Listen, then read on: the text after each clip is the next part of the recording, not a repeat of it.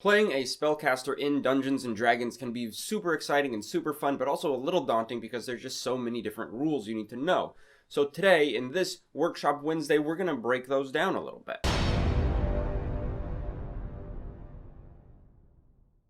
Hey fellow Game Masters, welcome back. I'm Richard Quiner, and in today's Workshop Wednesday, we're talking about spellcasting and the rules surrounding it in the game of Dungeons & Dragons 5th edition. Spells in Dungeons & Dragons, and most RPGs in general, are the manipulation of magical energies, special powers throughout the multiverse that you may be in, that the players can use to create some magical effects, such as fireballs or different illusions and such. It's because of the lore and the time and effort it takes to learn about magic and understanding these different special energies that the rules for spellcasting are also a little bit more complicated than, say, combat rules. When talking about spells, there are a lot of different rules we have to go over and different variables that come into play. And in this video, we're going to do about half, and then next week we're going to do the other half because there's just so many.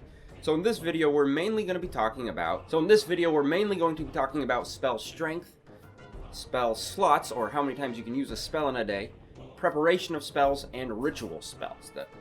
Just those four is going to pretty much fill the time, so buckle up. Talking about the strength of the spell, this is how powerful the spell is, and it is referred to in Dungeons & Dragons as levels. You have spells that range from level 0 up to level 9.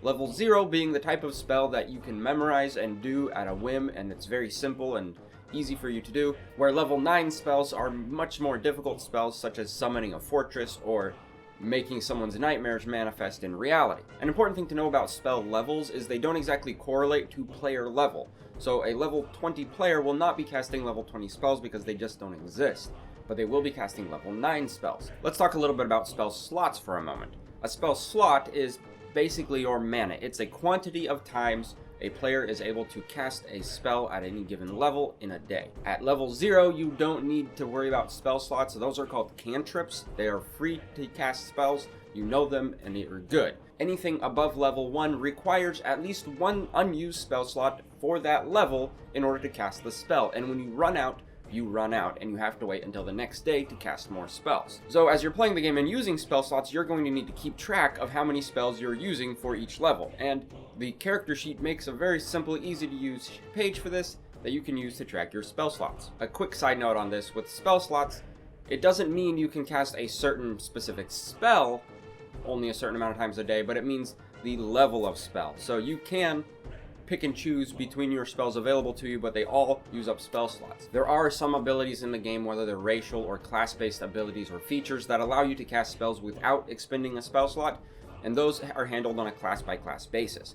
Spell slots in general are handled on a class-by-class basis. A wizard has a different spell slot leveling system than a warlock does. We will get into those on a spell slinging Saturday. We're going to talk about the different classes and how the magic is used for each one. So we'll be able to do a little deeper dive into all of those, but just understand that not all classes use spell slots the same way, so it's definitely something you're going to need to read up on and understand your character. And the last thing you need to know about spell slots is they're not restricted to the spells of that level.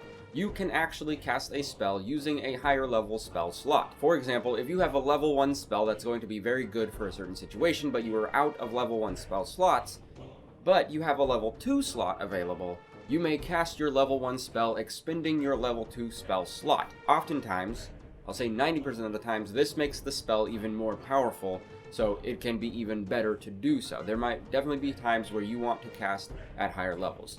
You can even take a level 1 spell and cast it with a level 5 spell slot if you have it. The option is there. I did want to touch on preparation a little bit and just explain that even though you have a very long list of spells eventually, you will also have a much shorter list of spells that you have prepared to cast.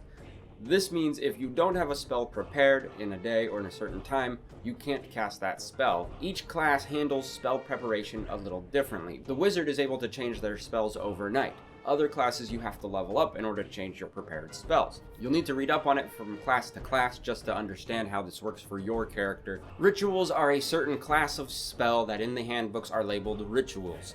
Now, you can cast a ritual without using a spell slot to do so, but it is going to take you a little longer.